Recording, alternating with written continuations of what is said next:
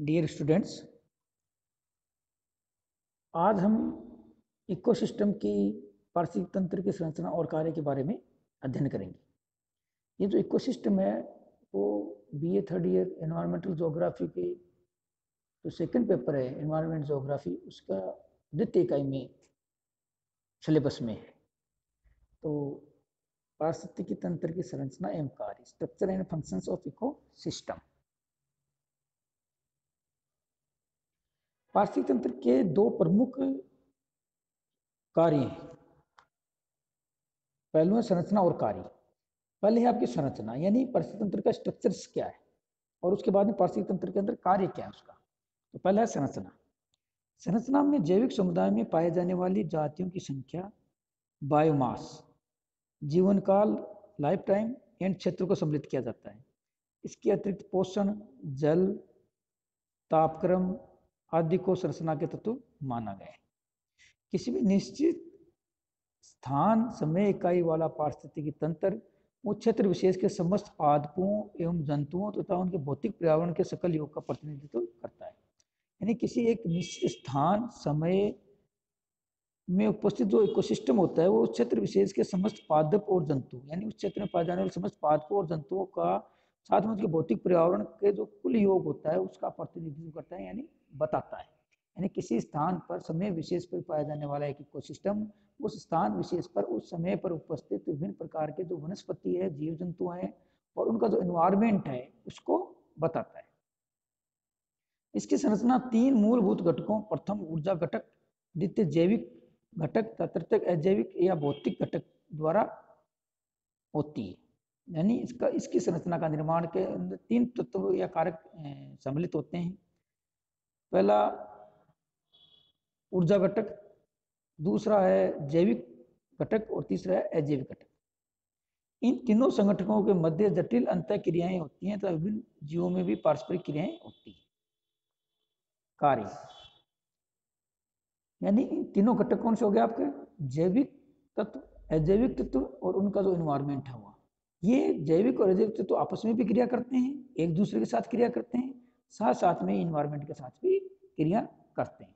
यानी ये तीनों एक दूसरे से क्या होते हैं, आपके अंतर संबंधित होते हैं।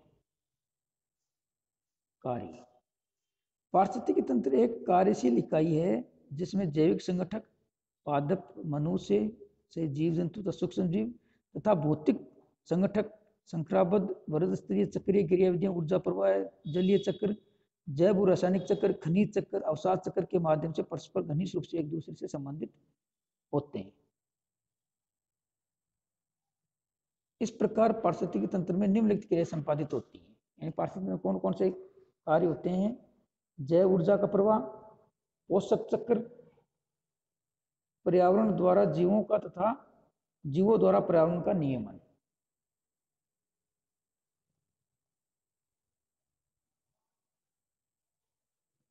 पारिस्थितिक तंत्र के घटक, कंपोनेंट्स ऑफ इकोसिस्टम्स। प्रकृति में परिचालित प्रत्येक पारिस्थितिक तंत्र की संरचना दो प्रकार के घटकों से मिलकर के बनी होती है जो निम्नलिखित होते हैं। यानी कोई भी इकोसिस्टम जो होता है उसकी जो संरचना है दो घटकों से मिलकर के बनी होती है। जैविक घटक, बायोटिक कंपोनेंट्स, दूसरा अजैविक घटक, एबायोटिक कंपोनेंट्स। जैविक घटक, जैविकों को उनके पौष्टिक संबंधों के आधार पर दो भागों में विभाजित किया गया है। जैविकों को उनके पोषक संबंधों के आधार पर दो भागों में विभाजित किया गया है। पहला है स्वपोषी घटक। क्या है स्वपोषी घटक, ऑटोट्रोफिक कंपोनेंट्स। इनमें स्वयं पोषण करने वाले सभी जीव सम्मिलित हैं। एक स्वपोषी अवयव में प्रकाश ऊर्जा के उपयोग द्वारा सरल कार्बनिक पदार्थों के संश्लेषण की क्षमता होती है, अर्थात भोजन का निर्माण स्वयं अकार्बनिक पदार्थों से करते हैं। तो पहला घटक कौन सा, स्वपोषी घटक है। स्वपोषी घटक में हम उन तत्वों को शामिल करते हैं जो अपना भोजन स्वयं बनाने की क्षमता रखते हैं, और इसका सबसे बड़ा उदाहरण होता है हमारी वनस्पति। तो इसमें स्वयं पोषण करने वाले सभी जीव सम्मिलित हैं। एक स्वपोषी जो अवयव होता है वो प्रकाश ऊर्जा की सहायता से प्रकाश संश्लेषण के द्वारा अपना भोजन का निर्माण करता है। वे स्वपोषी घटक जिन्हें प्राथमिक उत्पादक भी कहते हैं। इन स्वपोषी घटकों को क्या कहा जाता है, प्राथमिक उत्पादक भी कहा जाता है। हरित लवक की सहायता से सूर्य से प्राप्त ऊर्जा के द्वारा प्रकाश संश्लेषण की प्रक्रिया के द्वारा कार्बनिक पदार्थों जल तथा कार्बन डाइऑक्साइड के प्रयोग से लेकर के अपना भोजन बनाते हैं। भोजन किसकी सहायता से बनाते हैं? जल और कार्बन डाइऑक्साइड के सहयोग से भोजन बनाते हैं। प्रकाश संश्लेषण में समर्थ हरे पौधे नील हरित शैवाल, हरे शैवाल को घोल के रूप में ग्रहण करके जीवित रहते हैं।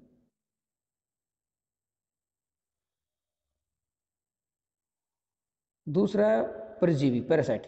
ये जंतु अपने आहार तथा जीवन निर्वाह के लिए दूसरे जीवों पर आश्रित रहते हैं। यानी स्वपोषी में तो क्या था? स्वपोषी में तो अपना भोजन खुद बना रहे थे। परजीवी में क्या था? परजीवी अपना भोजन दूसरे से ग्रहण करते हैं। प्राणी समभोजी, ये जंतु अपने मुख द्वारा आहार ग्रहण करते हैं। मानव से बड़े जंतु इसी वर्ग में आते हैं। कार्यशीलता के आधार पर पारिस्थितिकी तंत्र के जैविक संगठनों को 3 श्रेणी में विभाजित किया गया है।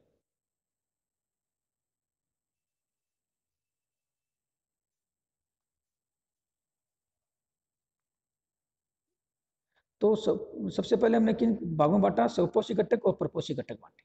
स्वपोषी घटक के अंदर वो पौधे होते हैं जो प्रकाश संश्लेषण की सहायता से जल और कार्बन डाइऑक्साइड के द्वारा अपना भोजन का निर्माण स्वयं करते हैं। दूसरा घटक आपका परपोषी घटक हो गया। तो परपोषी घटक जो होता है वो अपना भोजन स्वपोषी घटकों से निर्माण करते हैं। इनके 3 भाग उन्होंने बता दिए: मर्तक जीवी, परजीवी और प्राणी संभोजी। मर्तक जीव ऐसे जंतु जो मर्त पौधों जंतुओं से अपना भोजन ग्रहण करते हैं। परजीवी ये जंतु अपने आहार जीवन दूसरे जीवों पर निर्भर होते हैं। और प्राणी संभोजी ये जंतु अपने मुख द्वारा आहार का ग्रहण करते हैं। फिर हमारे उत्पादक, और इन स्वपोषी घटकों को क्या कहा गया है? प्राथमिक उत्पादक भी कहा गया है।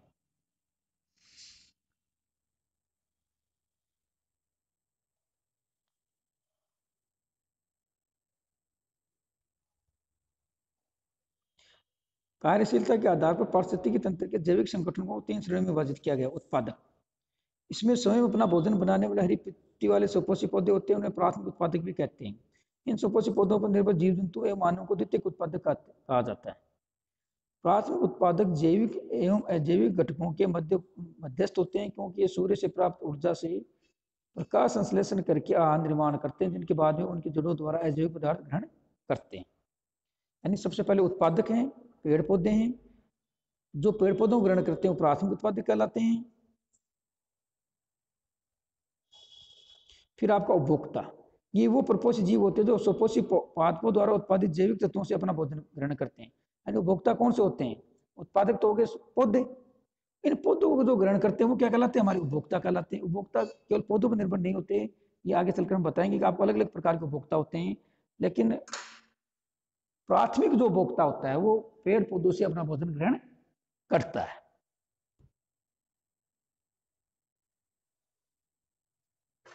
उपभोक्ता, उपभोक्ता के अलग अलग भाग किए गए। पहला सूक्ष्म उपभोक्ता, माइक्रो कंज्यूमर। इन्हें अपघटक भी कहते हैं। ये मर्द तथा सजीवों के शरीर में पाए जाने वाले जटिल यौगिकों का अपघटन करते हैं तथा उनमें से अकार्बनिक पोषक तत्वों को स्वपोषी संकटों पर्यावरण में मुक्त करते हैं। मुख्यतः जीवाणु, कवक, एक्टोमाइसिस सम्मिलित है। वृद्ध उपभोक्ता, वृद्ध उपभोक्ता भी बक्षपोषी होते हैं जो अपना भोजन दूसरे जीवों को खाकर प्राप्त करते हैं। ये 3 प्रकार के होते हैं: प्राथमिक, द्वितीयक और तृतीयक उपभोक्ता। प्राथमिक उपभोक्ता, हरे पौधों की पत्तियां अथवा उत्पादों से भोजन प्राप्त करने वाले समस्त जीव जंतु प्राथमिक उपभोक्ता कहलाते हैं। इन्हें शाकाहारी कहते हैं। इन्हें स्थलीय जीव, कीड़े, गाय, बकरी, हिरण, खरगोश, टिड्डा आदि होते हैं। द्वितीयक उपभोक्ता, इन्हें प्राथमिक उपभोक्ता शाकाहारी जंतुओं पर निर्भर मांसाहारी प्रमुख हैं, जैसे शेर, चीता, मेंढक, छिपकली आदि। तृतीयक उपभोक्ता, इस श्रेणी में सर्वाहारी जंतु आते हैं जो अपना भोजन हरे पौधों, शाकाहारियों, मांसाहारियों इत्यादि को खाकर प्राप्त करते हैं। इनमें स्वयं मानव सहित पक्षी हैं, मछलियां, कुत्ते, बिल्ली आदि सम्मिलित हैं। अपघटक, ये प्राय उत्पादक उपभोक्ता की मृत्यु के बाद उनके शरीर का अपघटन करते हैं तथा उत्पन्न पदार्थों से अपना भोजन और ऊर्जा प्राप्त करते हैं। इनमें मुख्यतः सूक्ष्म जीवों, कवकों का समावेश होता है जो मृत पौधों तथा जंतुओं सहित अनेक जैविक पदार्थों को सड़ा गलाकर वियोजित करते हैं। ये जीव वियोजन के दौरान अपना आहार ग्रहण करते हुए जैविक तत्वों की पुनर्व्यवस्था करते हैं। ये वियोजक जीव जंतु जटिल जैविक पदार्थों को एक दूसरे से पृथक करके सामान्य बनकर स्वपोषी प्राथमिक उत्पादों के प्रयोग हेतु पुनः सुलभ करवाते हैं। यानी क्या करते हैं मर्त अपघटक? अपघटक क्या करते हैं? जो मर्त जीव पदार्थ होते हैं उनको आपस में विघटन करते हैं और विघटन करके उनको अलग अलग पदार्थों में विभाजित करके पुनः उनको प्रकृति के अंदर सम्मिलित कर देते हैं, जिससे उत्पादक और अन्य प्रकार के जो जीव जंतु होते हैं उनका पुनः उपभोग करने के लिए स्वतंत्र हो जाते हैं।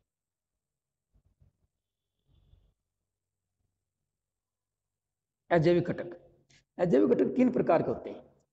अकार्बनिक पदार्थ जैसे oxygen, carbon dioxide, carbon, sulphur, nitrogen, hydrogen, खनिज लवण आदि। कार्बनिक पदार्थ जैसे प्रोटीन, कार्बोहाइड्रेट इत्यादि। जलवायु तत्व जैसे जल, सूर्य का प्रकाश, तापमान, वर्षा, जलवाष्प, आर्द्रता इत्यादि। पीटर हैगेट महोदय ने सन 1972 में प्रकाशित पुस्तक ज्योग्राफी ए मॉडर्न सिंथेसिस में विश्व के 9 प्राकृतिक प्रदेशों का विवरण दिया जो निम्नलिखित है। स्तरेखीय प्रदेश, मध्य अक्षांशीय प्रदेश, बोरियल प्रदेश, सवाना प्रदेश, भूमध्य सागरीय प्रदेश, मध्य अक्षांशीय घास क्षेत्र, शुष्क एवं अर्धशुष्क प्रदेश, टुंड्रा प्रदेश और ध्रुवीय प्रदेश। इस प्रकार से आज हमने पारिस्थितिक तंत्र की संरचना और कार्य के बारे में अध्ययन किया। इसके अलावा विभिन्न प्रकार के जो सोपोषी और परपोषी घटकों के बारे में बात की, उत्पादक और उपभोक्ता के बारे में बात की।